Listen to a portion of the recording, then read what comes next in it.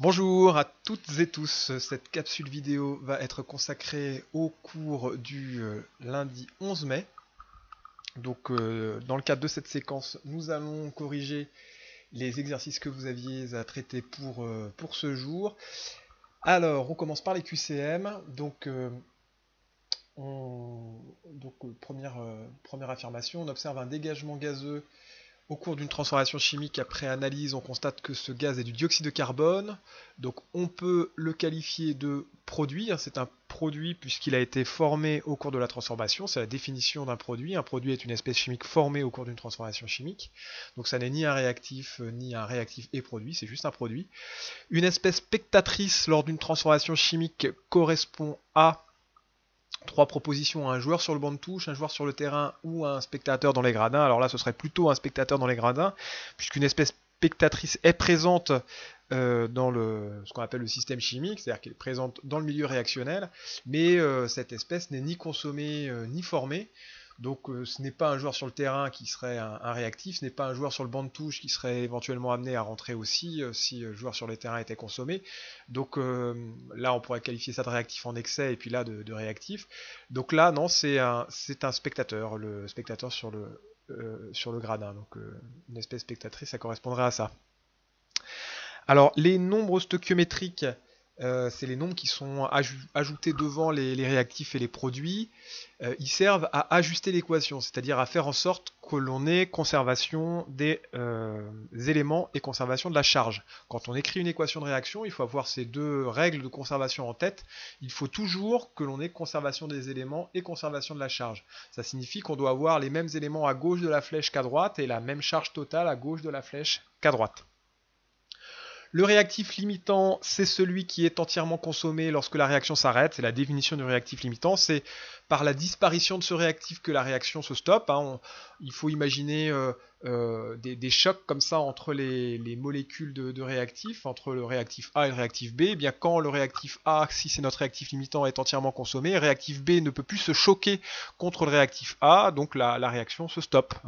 On n'a plus de choc comme ça entre les molécules, puisque le réactif A disparu, donc le réactif A est le réactif limitant, celui qui, par sa disparition, arrête la réaction.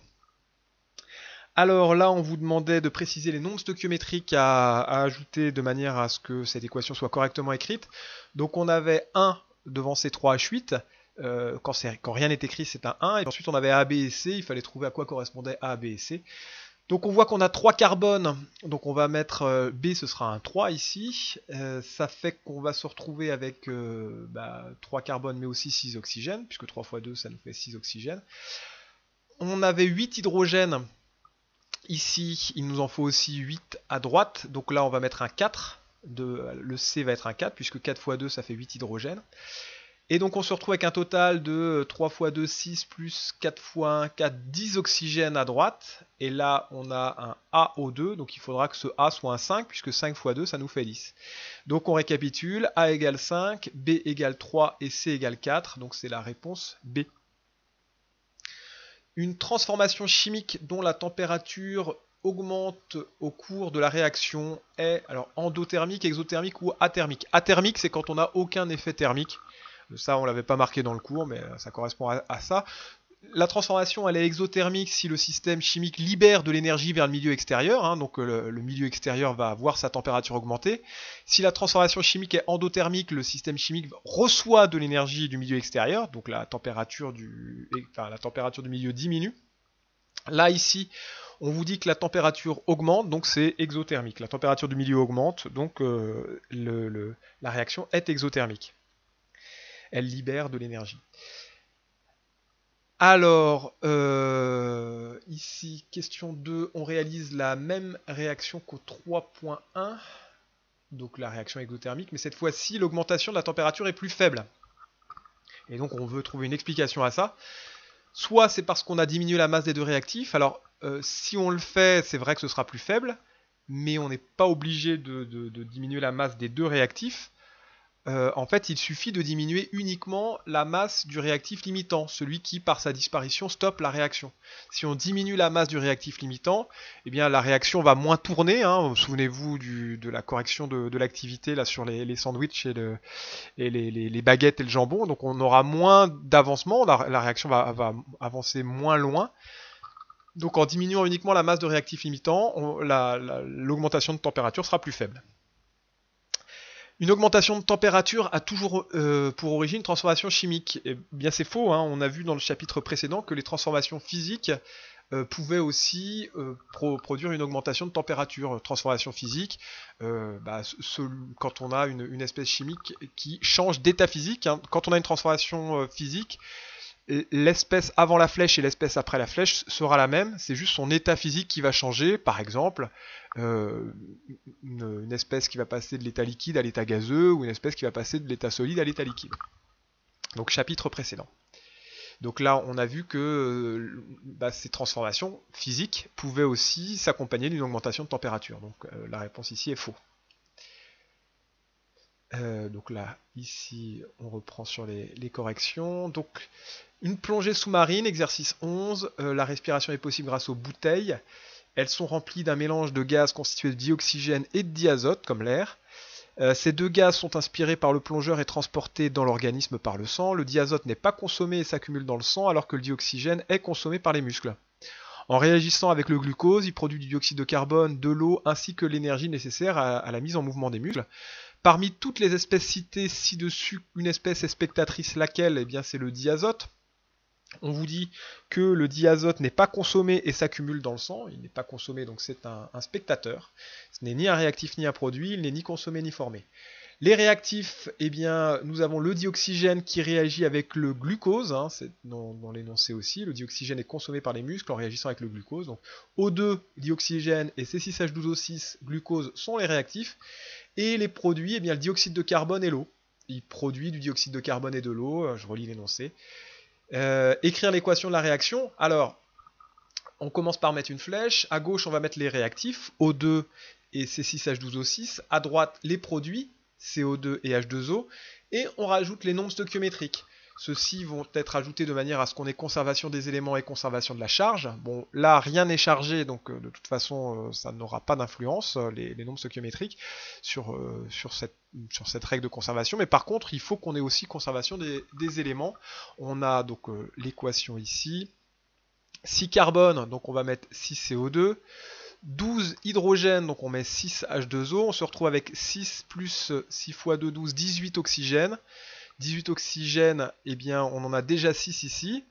Il nous en faudra 12 avec le O2, donc on met 6 devant O2. Et donc on a ici bien l'équation de la réaction. C'est 6H12O6 plus 6O2 donne 6H2O plus 6CO2. Je rappelle les deux règles. Conservation des éléments et conservation de la charge, et ces deux règles, eh bien, on peut les faire respecter en ajustant l'équation grâce aux nombres stoichiométriques qui sont ces coefficients entiers qu'on met devant les réactifs et les produits. Quand on n'écrit rien, par défaut, c'est un 1. Et on fait en sorte que ce soit les plus petits nombres stoichiométriques possibles. Hein, parce qu'on aurait pu mettre ici un 2, un 12, un 12 et un 12, mais tout était divisible par 2. Donc voilà, on fait en sorte d'avoir le plus petit coefficient stoichiométrique ou nombre stoichiométrique possible. Alors exercice 12, la fermentation lactique est un procédé utilisé pour conserver certains types d'aliments. Donc yaourt, fromage. Elle produit de l'acide lactique à partir de glucose, du lait, grâce à certaines bactéries. Cette formation d'acide fait diminuer le pH du milieu, ce qui ralentit la prolifération de certaines bactéries non désirées. Et plus il y a d'acide lactique formé, moins les bactéries sont actives et l'aliment se conserve mieux. Donc le réactif, eh bien ici c'est le glucose, c'est 6H12O6. Le produit, eh bien c'est l'acide lactique. L'équation, C6H12O6 nous donne C3H6O3. On voit que on n'a pas conservation des éléments. Donc on va rajouter un 2 devant l'acide lactique, ce qui va nous faire 6 carbone, 12 hydrogène, 12 hydrogène, 6 oxygène, 6 oxygène. Donc l'équation C6H12O6 aqueux nous donne 2 fois C3H6O3 aqueux. Aqueux, c'est l'état physique ici. Ça veut dire soluté en solution aqueuse, donc dissous dans l'eau, tout simplement. Alors l'exercice 13. Donc on vous dit qu'on réalise la synthèse de l'aspirine. Et pour ça, on insère 100 g d'acide salicylique, dont on vous fournit la formule, avec 100 g d'anhydride éthanoïque, dont on vous donne aussi la formule. On obtient de l'aspirine, ou acide acétylsalicylique, ainsi que de l'acide éthanoïque, dont on vous donne aussi la formule. Donc l'équation de la réaction, eh bien, les réactifs C7H6O3 plus C4H6O3 vont former les produits C9H8O4 plus C2H4O2. On s'assure d'avoir bien conservation de la charge et des éléments. Bon, conservation de la charge, rien n'est chargé, donc c'est bon. Conservation des éléments, on a 7 plus 4, 11 carbone, 6 plus 6, 12 hydrogène et 3 plus 3, 6 oxygène parmi les réactifs. Il nous faut donc le même nombre de carbone, d'hydrogène et d'oxygène dans les produits, quand on fait la somme de ces éléments dans les produits. 9 plus 2, 11 carbone, 8 plus 4, 12 hydrogène, 4 plus 2, 6 oxygène. On a conservation des éléments et de la charge. Donc les nombres stoichiométriques sont tous égaux à 1 ici. Et enfin, quel est le réactif limitant? Alors, on sait qu'une mole d'acide salicylique va avoir une masse de 138 grammes. Nous, on a mis 100 grammes d'acide salicylique. Donc on a mis moins qu'une mole. On voit qu'on aura un peu moins qu'une mole, puisqu'une mole c'est 138 grammes, nous on a mis 100 grammes. Alors pour savoir exactement combien de moles on a, eh bien on raisonne par proportionnalité. Hein. Une mole c'est 138 grammes, 100 grammes, eh bien ça fait combien de moles? Donc on pose ça, on fait un petit produit en croix. Ça va nous faire, le nombre de moles, ça va nous faire 100 grammes sur 138 grammes. Et 100 grammes sur 138 grammes, eh bien ça fait 0,725 moles. Donc ça c'est pour l'acide salicylique. Et pour l'anhydride éthanoïque, on en a pris 100 grammes. Et la masse d'une mole, c'est 102 grammes. Donc là aussi, on voit qu'on a moins qu'une mole, mais un tout petit peu moins. Donc une mole, 102 grammes. 100 grammes, combien de moles? Eh bien pareil, hein, on pose ça et on raisonne par proportionnalité. On va faire 100 grammes divisé par 102 grammes. Et ça va nous faire le nombre de moles. On aura 0,98 moles. Alors d'après l'équation de la réaction, on voit qu'une mole d'acide salicylique va réagir avec une mole d'anhydride éthanoïque. Là, on a 0,725 mol d'acide salicylique et 0,98 mol d'anhydride éthanoïque. Donc en fait, comme on a une quantité de matière, comme on a un acide salicylique qui réagit avec un anhydride éthanoïque et qu'au départ on a une quantité de matière d'acide salicylique qui est plus faible, donc ce sera bien lui le réactif limitant. Donc l'acide salicylique à 0,725 mol sera notre réactif limitant. Maintenant, imaginons que notre équation aurait été C7H6O3 plus 2 C4H6O3. C'est-à-dire qu'il nous aurait fallu deux anhydrides éthanoïques pour réagir avec un acide salicylique. Là, si on a 0,725 mol au départ d'acide salicylique, il nous aurait fallu que ces 0,725 mol réagissent avec 2 fois 0,725 mol, c'est-à-dire 1,45 mol d'anhydride éthanoïque. Or, comme on avait 0,98 mol, eh bien, l'anhydride éthanoïque aurait été le réactif limitant. Donc en fait, il ne faut pas raisonner uniquement à partir des quantités de matière. Il faut, en fait, le calcul que vous devez faire pour savoir quel est le réactif limitant, c'est prendre la quantité de matière divisée par le nombre stoichiométrique. Et le résultat, le plus petit résultat vous donnera un réactif limitant. Donc là, 0,725 sur 1, donc ça fait 0,725. 0,98 sur 1, ça fait 0,98. Donc c'est bien lui le réactif limitant, c'est bien l'acide salicylique. Mais ne vous fiez pas que à la quantité de matière. Donc reprenez pour ça l'activité avec les sandwichs et le jambon. Alors, le 16, donc on vous dit que les poches de froid utilisées par les sportifs contiennent 2 compartiments, un contenant du nitrate de sodium et un contenant refroidi. Donc on peut déjà répondre à la deuxième question, hein, cette transformation est-elle endothermique ou exothermique?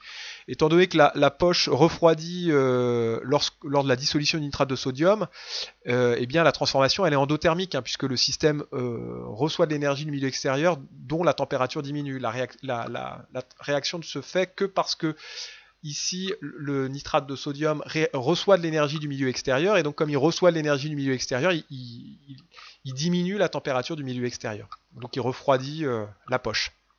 Et donc ensuite on vous demandait l'équation, sachant qu'on formait Na+ et NO3-, donc NaNO3 solide va former Na+ aqueux dissous dans l'eau, plus NO3- aqueux dissous dans l'eau.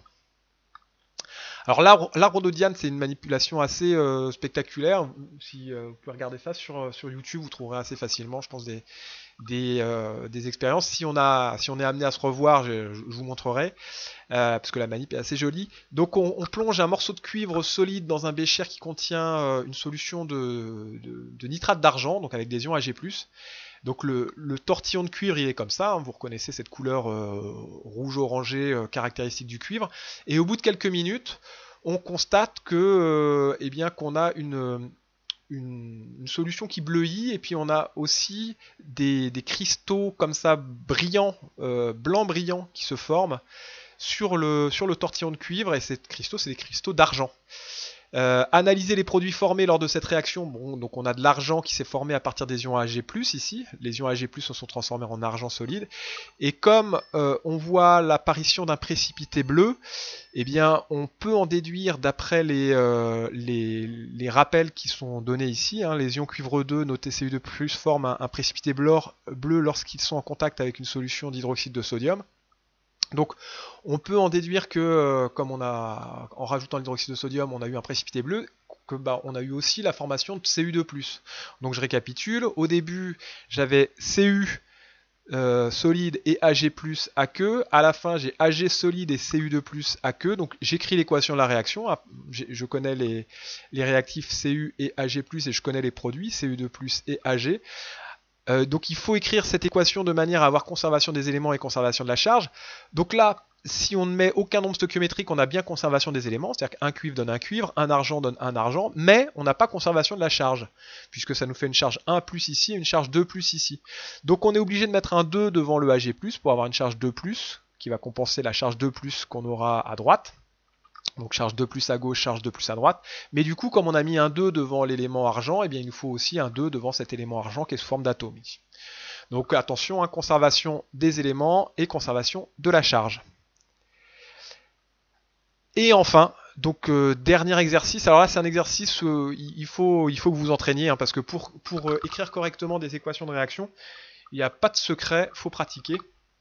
Donc vous aviez ici les réactifs et les produits qui étaient fournis, et vous deviez ajuster les équations en rajoutant les nombres stoichiométriques, de manière à avoir conservation des éléments et conservation de la charge. Donc pour ça, il faut pratiquer, il faut s'entraîner. Là vous avez 12 exemples. 12 exemples, ces 12 exemples sont corrigés ici. Alors on peut en prendre quelques-uns, un classique par exemple de la SVT, c'est pas celui-là, peu importe, prenons celui-ci par exemple, là, C6H6 plus O2 donne CO2 plus H2O, donc là je suis en train de faire le 2C, mais il faudra toutes les regarder, hein, toutes les corrections sont en dessous. Donc ici on a 6 carbone à gauche, et donc il nous faut aussi 6 carbone à droite. Donc pour avoir 6 carbone à droite, eh bien on va mettre un 6 devant le CO2. On a 6 hydrogènes, donc on va mettre un 3 ici. Donc là, le total d'oxygène, ça nous fait 6 x 2, 12, plus 6 x 1... donc 6 x 2, 12, plus 3 x 1 ici, puisqu'on a mis un 3 devant H2O, puisqu'on avait 6 hydrogènes. Donc 6 x 2, 12, plus 3 x 1, 15. Donc on se retrouve avec 15 oxygènes, et là, on a O2. Donc il faudrait mettre un 7,5. Or, les nombres stoichiométriques doivent être entiers. Donc on va tout multiplier par 2, donc là je mets bien un 7,5 x 2, c'est-à-dire un 15 O2, mais là je suis obligé de mettre un 2, donc j'ai 2 C6H6, donc là je me retrouve avec 12 carbone, donc je mets un 12 ici, 12 devant CO2, je me retrouve avec 12 hydrogène, puisque j'ai 2 C6H6, donc je mets un 6 devant H2O, et là 12 CO2 ça me fait 24 oxygène, plus 6 H2O ça me fait 30 oxygène, enfin 24 plus 6, 30 oxygène, donc mon 15 fonctionne bien. Donc il faut que vous entraîniez, il faut pratiquer, attention à bien avoir les conservations des éléments, mais aussi conservation de la charge. Pour ça on va regarder la 2D d'ailleurs, ça fera un exemple avec conservation de la charge. On voit qu'ici on a déjà conservation des éléments, un cuivre, un aluminium, un cuivre, un aluminium, sauf que eh bien, cette équation, elle ne respecte pas la deuxième règle de conservation, on n'a pas de conservation de la charge, puisqu'on a une charge 2+ à gauche et une charge 3+ à droite.